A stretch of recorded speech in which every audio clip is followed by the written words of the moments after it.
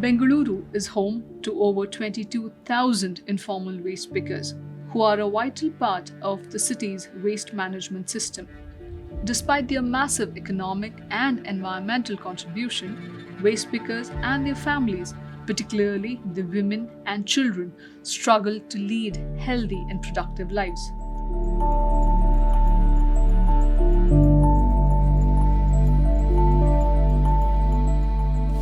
This is From the Margins to the Mainstream, a podcast series to talk about the journey of the informal waste pickers community in Bengaluru, a community which has been sidelined for far too long and forced to live in the dark. I'm Meghna, and I'm going to be taking you through this journey of getting to know the informal waste pickers in the city. We're going to be talking to community members, experts, and field workers to get a better understanding of the access to water, sanitation, and hygiene by the informal waste pickers community.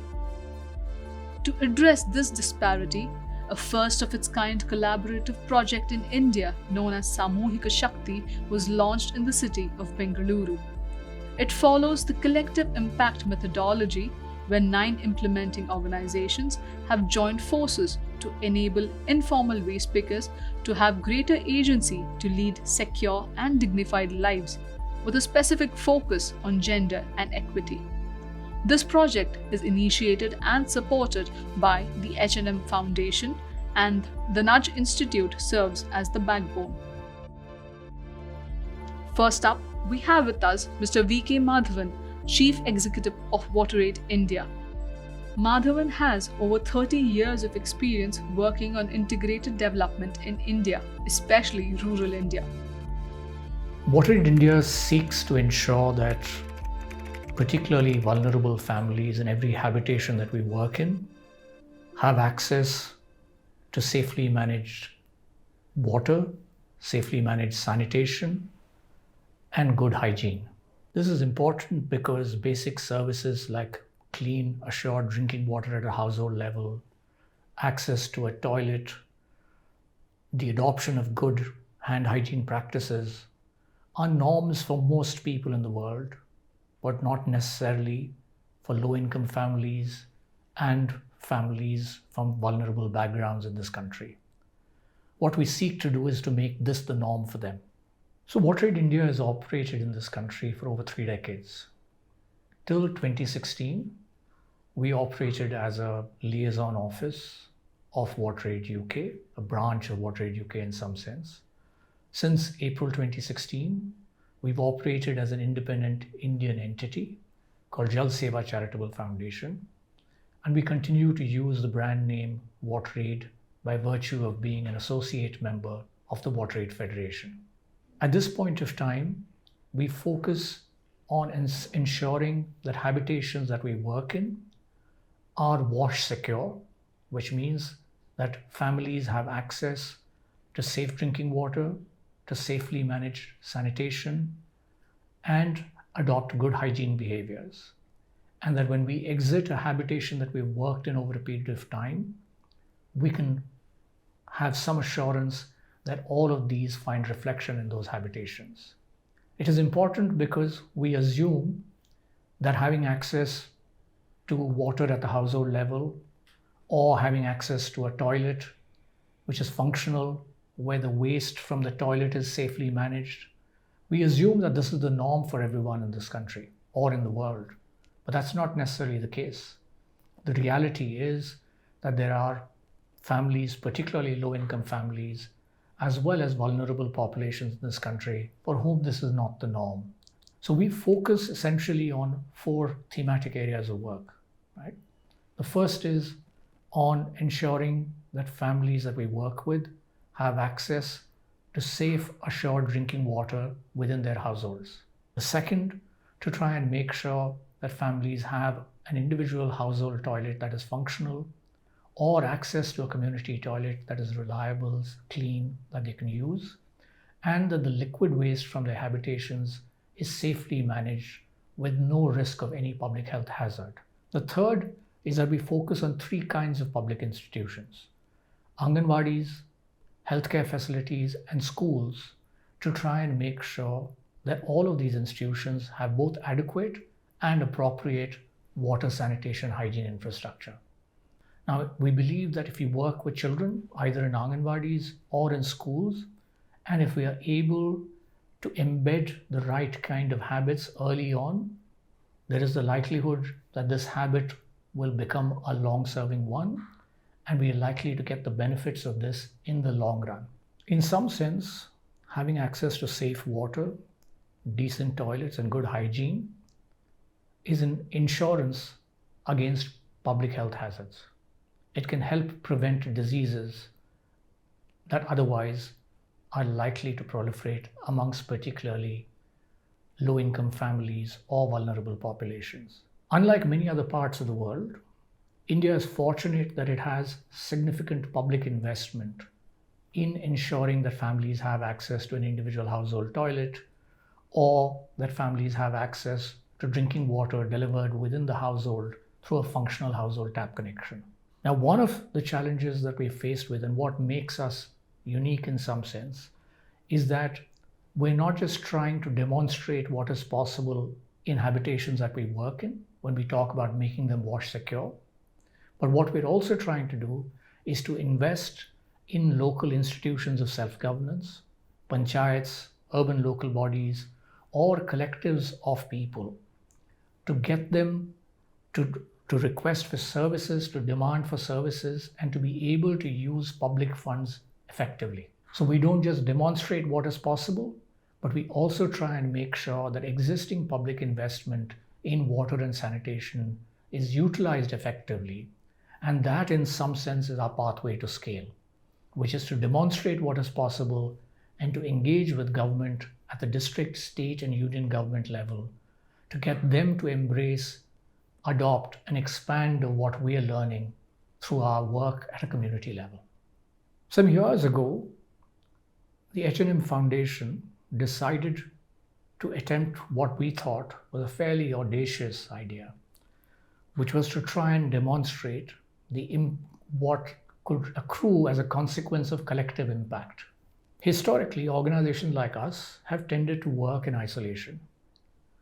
What the whole principle of collective impact is to get multiple organizations, each with different expertise, to work with the same sets of people, and is based on the assumption that multiple institutions working with the same set of people on different aspects of poverty could actually help move these families out of poverty or to reduce the burden in a significant way. So collective impact, in some sense, is the foundation of Samuhika Shakti.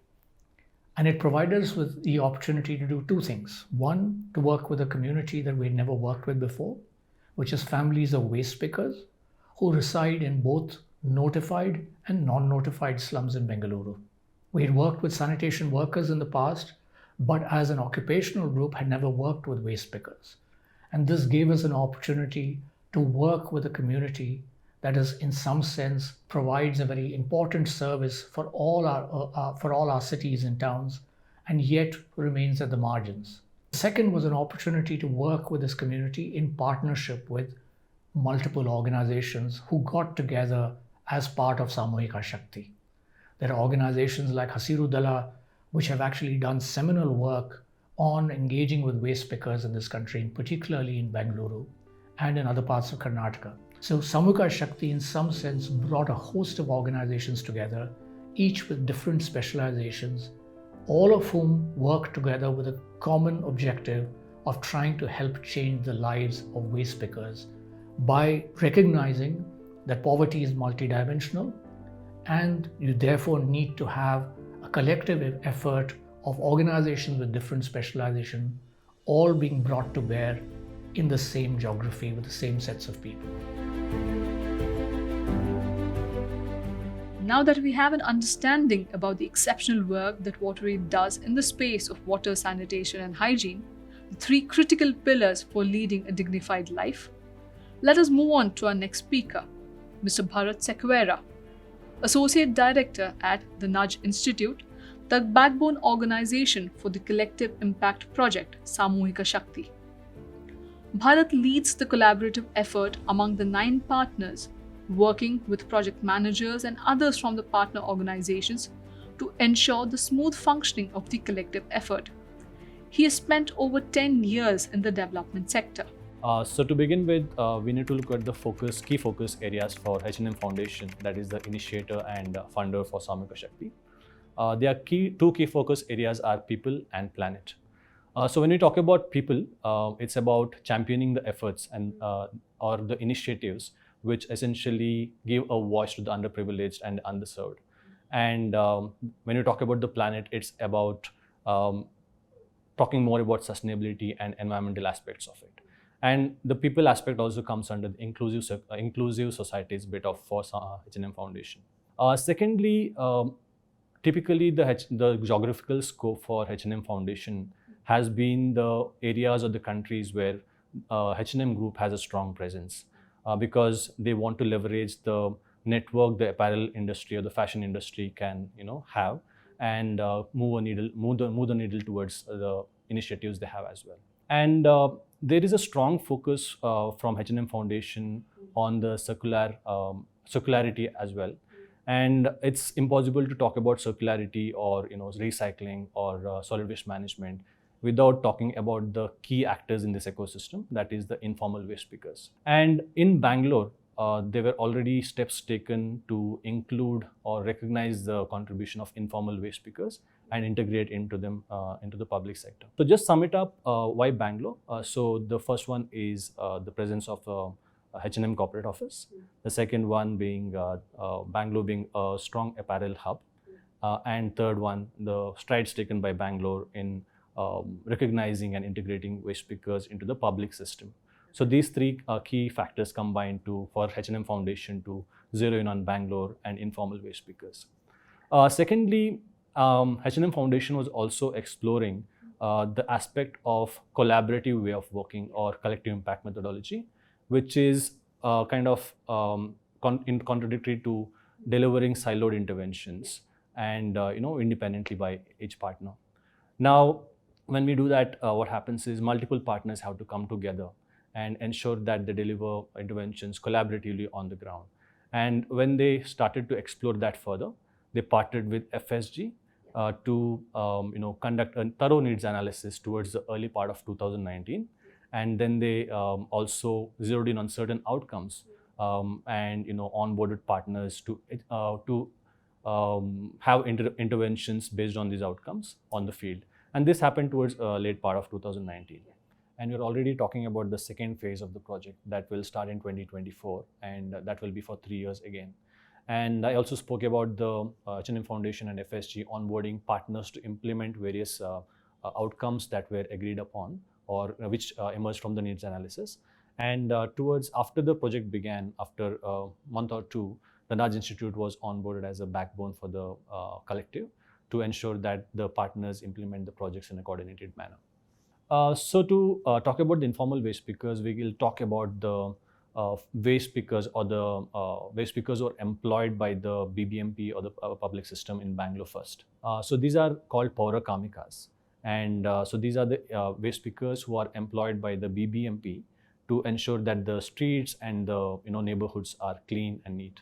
So they collect, sort and segregate waste, as well as they also take the responsibility of keeping the neighborhoods clean by sweeping the roads and collecting all the waste. Now, as I said, just to reiterate that is that these are the waste pickers in the formal system, that is they're employed by the BBMP.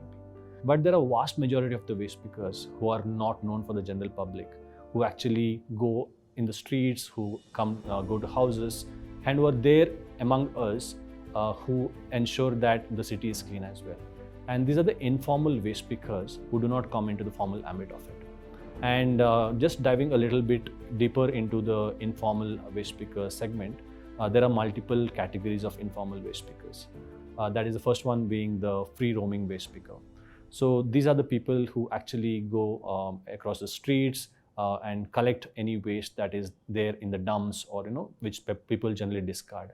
And this is really a waste of value, and they contribute towards recycling. Once they collect this waste, they sell it to the scrap shops and earn their livelihoods. But most importantly, they play a key role in recycling and keeping our city clean.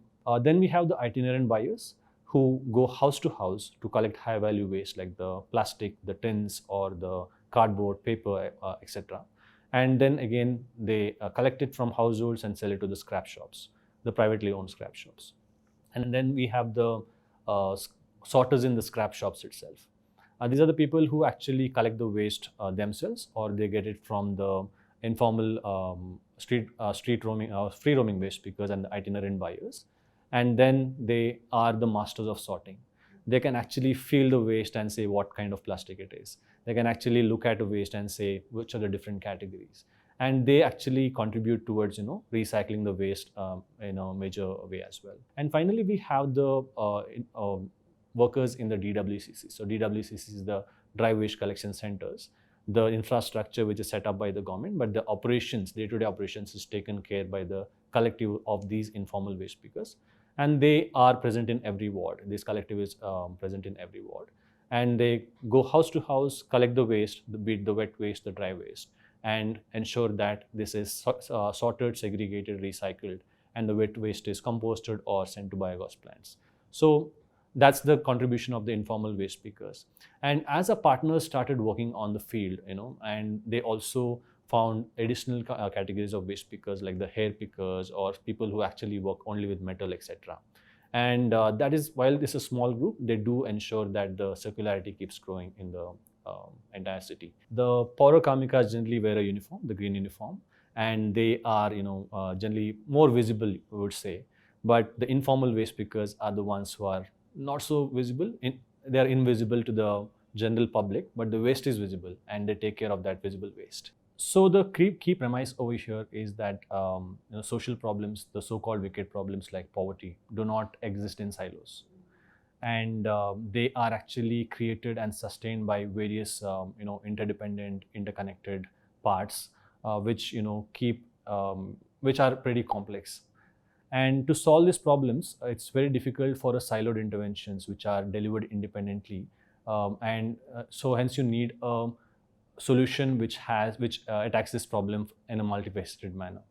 And that's where the collaboration bit comes in, because one organization might address one part of this problem, and the other parts will try to hinder that progress by re-emerging other aspects of the problem. So that's where collaboration is the key, where we have, at Samhika Shakti especially, where we follow the methodology called collective impact methodology, which is a highly structured form of collaboration, which has brought together 9 different implementing organizations, ensuring that these interventions are delivered on the field to attack or to address these problems in a multifaceted manner. Now, to go to the methodology further, so the original definition of collective impact is it is a network of cross-sectoral organizations, be it organizations working in wash or livelihoods or housing, health, etc., who come together to have a common understanding of the problem and solve it by having a common vision. Moving further, we also have an evolved definition of collective impact, which centers on equity. So equity is one of the key aspects that we focus as Samhika Shakti, and because it's part of the larger the collective impact methodology as well, which essentially is a group of actors, be it the community leaders, the organizations, the backbone organization, the funders, all coming together and centering equity in their efforts to ensure that the community is moving forward and we made a needle moving impact. So that is the basic premise of the collaborative effort, where the problems do not exist in silos. They exist as a larger complex whole system. And to address that, the single point interventions don't work. So we have to collaborate to ensure that we address this problem in a holistic manner. To move ahead with collective impact methodology as well, so there are 5 key pillars or conditions for collective impact methodology, because it's a highly structured one. The first one is common agenda, where all the partners, be it the funder, the backbone organization, all the implementing partners, have a common understanding of the problem, and they align on the common vision to be achieved. And towards that, they align their project activities, the goals, and the entire interventions. The second one is the shared measurement system, where based on the project plans, we pick up key indicators for each partner, and towards that, we get to know where the entire collective is headed. and that's how we ensure that the collective is in good health, and whenever there is a chance we have a slightly to the tweak to the strategy based on what the shared measurement system tells us. And then we have the mutually reinforcing activities, where the partners agree upon certain activities which they can collaborate upon, and then they figure out how to share resources or knowledge to implement these activities in a more time and resource efficient manner. And that's the whole crux of collective impact as well, where the partners collaborate to deliver these activities. And we have continuous communication in two parts. One is the internal communication, which is again highly structured process, because we have multiple organizations working here, where we have in Samika Shakti itself, we have 9 implementing organizations, the backbone, then there's a donor, then we have various other stakeholders in the ecosystem as well. To ensure that the communication is open and transparent, we have to have a very structured format, and that is one of the key aspects as well. And the external communication, which essentially is to share our learnings, our experiences, the best practices, the case stories to the external world. And we have a strong team at the backbone as well as the partner organizations who contribute a lot of time towards external communication as well. And finally, one of the key aspects or the critical aspects of collective impact, which holds all this together, is the backbone support, where the Nudge Institute plays a role over here.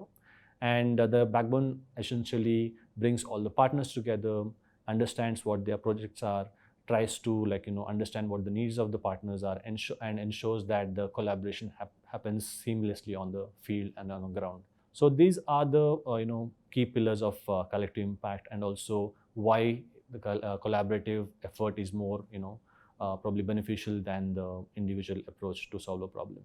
Samika Shakti essentially is an initiative which is in solidarity with the waste pickers. And the key vision that all the stakeholders involved in this initiative are aligned is to enable the waste pickers to have greater agency to lead more secure and dignified lives. And the way we do this is by having key outcomes to help us achieve this vision. And each of these outcomes is taken up, or the interventions to achieve these outcomes is taken up by different organizations who are experts in their own domain. The first outcome is to provide the waste pickers with stable and predictable income, primarily because the waste pickers the informal waste pickers you're talking about work in unorganized sector, and they don't have a predictable income there. And through these interventions, we are trying to provide them with that income, which is generated month on month, so they have that security as well. And we have the likes of Social Alpha, Circular Apparel Innovation Factory, or CARE, and NVU working towards this. The next outcome is providing alternate livelihood options for the waste pickers. So when the needs analysis was done, one of the key aspects that emerged was the waste pickers did not feel confident to move to alternate livelihoods or take up alternate livelihoods. And so we have CARE and Sambhav providing various types of trainings and entrepreneurship skills to the waste pickers to provide them with options to move to alternate livelihoods if that's so desire. And we have Hasrudala working towards providing improved and safer working conditions for the waste pickers, primarily because they work in hazardous working conditions and mostly without necessary personal protection equipment. We have the next outcome is about providing access to quality services enabled by the private and the public sector, be it wash or education, health, or housing. And we have organizations like WaterAid working to provide water and sanitation facilities in the communities. And this spans the entire households as well as the communities, including the non-waste pickers as well. And that's a great thing for the community. We have Save the Children, who is working with the children of the waste pickers to enroll them into the schools and Anganwadis. And we have Hasrudala is working towards social security entitlements and schemes, as well as to provide them with housing, better health, and financial literacy. And after that, we have, again, Hasrudala working with the survivors of domestic violence and substance abuse, which is pretty rampant in the waste picker communities. And finally, we have BBC Media Action, who is working to change the perception of the general public towards the waste picking as a profession and to the waste pickers as well. And through that, improve the self-esteem of the waste pickers. Along with all these outcomes, one of the overarching theme is equity, specifically gender equity for Samika Shakti, where we focus a lot on gender equity to give equal access to the outcomes for women and girl children and other vulnerable groups of the waste picker community as well. So essentially, we are looking at these outcomes and outputs at three levels. The first one is the partner KPIs, where each partner have certain key performance indicators associated with their project plans. And the backbone organizations and the partners together monitor these key performance indicators on a monthly, quarterly, and a half-yearly basis. And then we have the shared measurements system indicators, which are essentially a key set of indicators which give you where each partner is on and ensure that it shows us the health of the collective and the progress the collective has made. We present these set of shared measurement system indicators to the steering committee on a quarterly basis, and it helps us to take key strategic decisions. One of the decisions that was taken was, as I said earlier, moving from three-year project to the fourth year of the project, because we saw that the progress wasn't as much as we needed because of the COVID-related disruptions. The next one is the external evaluation by 3IE, which is onboarded by H&M Foundation to essentially evaluate if the sum of the entire interventions is greater than sum of its parts. And that's where we will get proof points about if collective impact has actually worked and ensure that we have more evidence-based decision making for the phase 2 of the project. And coming to the phase 2, and that's where we will look for long-term impact, where we will take the outputs and outcomes that we have seen in the first phase and improve upon it in the phase 2 and see how we can impact the community in the long term as well. And the partners are already gearing up to take the learnings from the phase 1 and implement it to the phase 2 already. It is certainly the first time that I have heard of a project that exclusively focuses on the community of informal waste pickers, a community which I had honestly not heard of before, despite being a native of Bengaluru. This is indeed a very exciting project. Next, we have with us Ms. Meenal Patoli, Director Programs at WaterAid India. Meenal will be sharing with us about how the Samuhika Shakti project is different from all the other projects that WaterAid is currently working on. So Samuhika Shakti is a very, very special project for WaterAid. One that it is focused on in the urban context, and most of our projects are in the rural context, and that we work with slum dwellers and especially with a community which is extremely marginalized, the waste pickers basically. Hence this project itself is very special. WaterAid focuses on the marginalized communities, and waste picker form an extreme marginalized kind of communities. You look at them, they are daily wage earners, like they would earn like 200 rupees, or on a best day it would be like a 300 rupees. And it's hard work, like you go out at 3 a.m. in morning or even before that sometimes, and then you have your locations fixed, you go through the garbage, you go through the waste, which is not a comfortable job for any person basically. And then you finish the work at 12 o'clock in afternoon and come back. And you earn for the day, right? And if you don't go, you don't earn at all. So that means this whole livelihood of these people is itself a very challenging aspect. Within that, if water is not available, I mean, I go for waste picking at 3 a.m. and I come back at 12. That means if the water comes in the morning, then certainly I'm not there, right? So it would not come to suit my needs basically. Sanitation itself is a big challenge. Even if it's a notified slums, the number of toilets available would be are not like standardized in terms of number of households. There could be also difficulties in terms of sanitation, the maintenance, the water availability. So that itself adds a very, very challenging context from the wash perspective. And when as a waste picker one goes on a job, where do I do my morning ablutions if I'm going at 2 a.m. or 3 a.m. in the morning basically? And then where do I get good water to drink or have a decent meal basically? So considering all these facts, that we got an opportunity as part of the Samuhika project to work. WaterAid feels extremely blessed and extremely fortunate to have associated with this project. That's the first aspect. The second aspect in the question itself, you mentioned like collaborative. It's not that WaterAid alone stands out. It's a collaborative effort. So there are 8 partners other than WaterAid who are part of this whole Samuhika project, basically Shakti project. So they work on various aspects to see that the various facets of the livelihood or the living of the waste picker family gets addressed. So for us, we focus on water sanitation aspects, the hygiene behavior change aspects, the collaboration with local government, local institutions, basically, to see that they're mobilized, right? They're aggregated, so that whatever their demands are, whatever their needs are in terms of water and sanitation get addressed, and in a manner in which it is forms as a as a group, basically, like maybe as a forum, wash forum, or as a federation or something like that. So these are the aspects that we focus on. There are other partners also in the project who focus on livelihood aspect, alternative livelihood. So because this is such an unpredictable line of work, basically, and challenges thereby. So is there something which can be there to support them, which will help them to earn their living, add to their family income, basically. So you have other partners like CARE who work with the livelihood aspects of the project. There are some partners who are working on the social security part, or in terms of how waste itself can be a business. Like, I take the waste and I sell it, it earns me 10 rupees.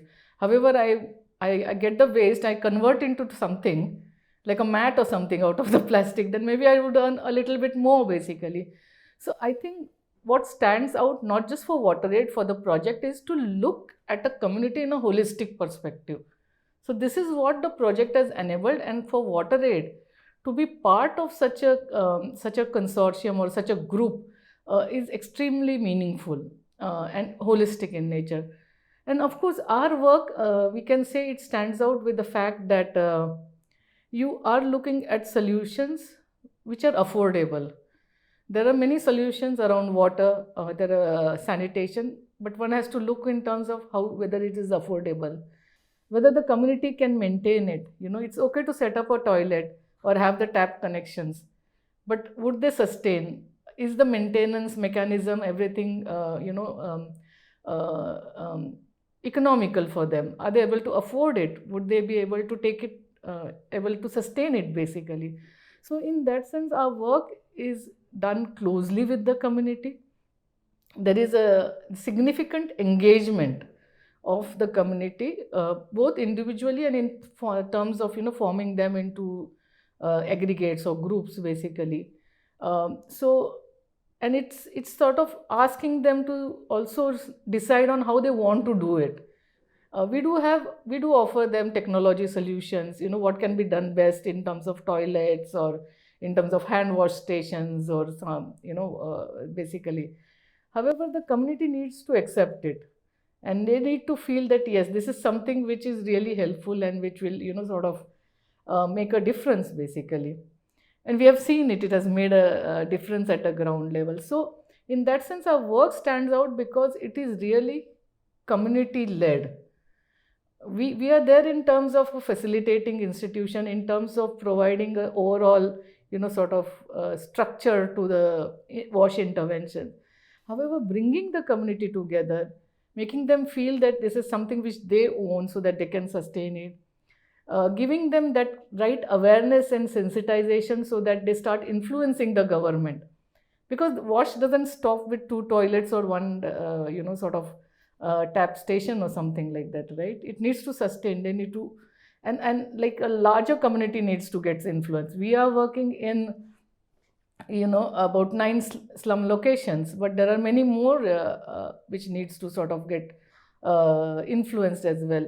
So our work stands out in terms of the whole community-led approach in terms of wash interventions. Marginalized community waste picker is the project target, so it's not something which, but WaterAid, for WaterAid it aligns. So that's the one positive kind of aspect. So this is overall in terms of how WaterAid is working with this project, what it means to us, basically. And then the underlining point is that it's a collaborative project, and really associating it with this project gives you a kind of opportunity to work on the various aspects for a marginalized community. And last point I would like to share with you is like, if I don't have water, supply regular. Sanitation is the issue. Then I have to spend money, right? I have to spend money like 500 rupees on a tanker for a month. That also I'm not sure if I'm waste picking whether the tanker will come at the time when I'm there at the locality. Or if it's a sanitation point, then there were earlier no toilets in some of these localities, and they had to actually go far away or go in open somewhere, and you could see the children defecating right on the pavements of the slum localities. All this means is more money spending. There is a time which they could productively use for their own livelihood, for their family, which they cannot, and diseases. So because it is so there is no sanitation, right, and it makes the whole living area extremely difficult and challenging. So I think what this project really, and WaterAid for us in terms of the water and sanitation, it really trying to address the issue of how the whole aspect of sanitation can come in a way for the marginalized community, where otherwise they would not have an option. So it's really creating that option of, yes, I can think about an option. So that's really also one point which stand out, which would help more in terms of, again, saving some money for their family, and also some expenses on medical, because if the environment is not sanitary, and children, they suffer the first because they are playing in open, they are doing everything open, and the parents go to work, so you really don't have anyone to sort of take care of the children or something like that. So in that sense, this project is also impacting. WaterAid works with marginalized communities, whether we work in the rural areas or in the urban setup. And when you talk about an urban setup, like the slum dwellers, the people in the jhuggi jhopris, that kind of locality are the marginalized section in a city, in an urban setup. And within that, the most marginalized are those which are part of an informal economy, basically. And within that informal economy of traders, vendors, service providers, the waste pickers are the most informal. There is no labor, guidelines on that. There is no safety net. There are no living conditions, it's kind of labor, job conditions around that. It's just a job which is not defined at all. And if there's something is not defined and so random, and then the income is also really depends on what it means for that day, basically, then they are the most marginalized. And hence, this was the opportunity for us to work with most marginalized, and we felt that the waste pickers are the most marginalized in an urban setup. I'm sure there are a few others also. You cannot really say like vulnerability and marginalization, it's a relative concept. But amongst a few other communities who would also feel marginalized, say sex workers in an urban setup, these also waste picker form a very vulnerable community. And hence, WaterAid choose to work with them, basically. In terms of the impact part, as I shared already, it's multiple impact. I mean, the whole aspect that I am having water supply and I am having a toilet for the ablutions itself is a mental welfare issue. So, I mean, and it also eases pressure on the elders in the family, where young girls, especially kids, can use the facilities with safety. So there is aspect about a mental kind of welfare. There is an aspect about safety. I'm first talking about the softer kind of components, basically. So mental welfare, safety is there. Time saving.